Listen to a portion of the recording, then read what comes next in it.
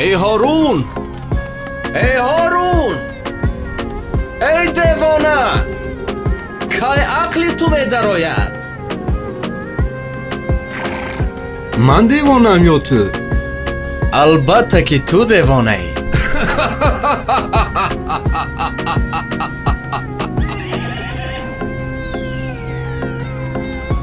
عاقل بودنت را چگونه اثبات میکنی؟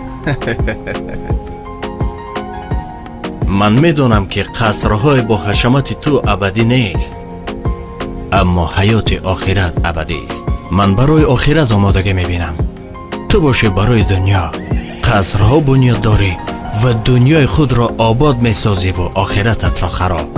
با این خاطر میترسی که این آبادی را گذاشته به آن ویران نروی، در حالی که تو عمیق میدانی خانه آخرتت آنجاست. هارون، اکنون با من گوی که دیوانه است. به خدا قسم که راست میگویی.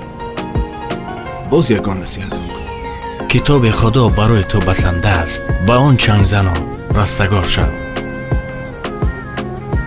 یگان احتیاج داری که آن را برآورده کنم؟ بله، 3 خواهش دارم. اگر تو آنها را برایم اجرا کنی، از تو سپاسگزار خواهم شد. بگو. عمرم را دراز کن. من نمیتوانم.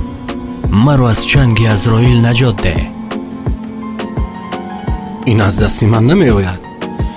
پس مرا وارد بهشت ساز و از دوزخ نجاتم ده. من قدرت این را ندارم. این طور که باشد تو غلام هستی نه شاه، و من از غلامان حاجت نمیپرسم.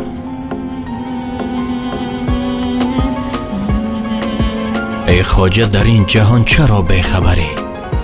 روزان و شبان در طلب سیم و زری.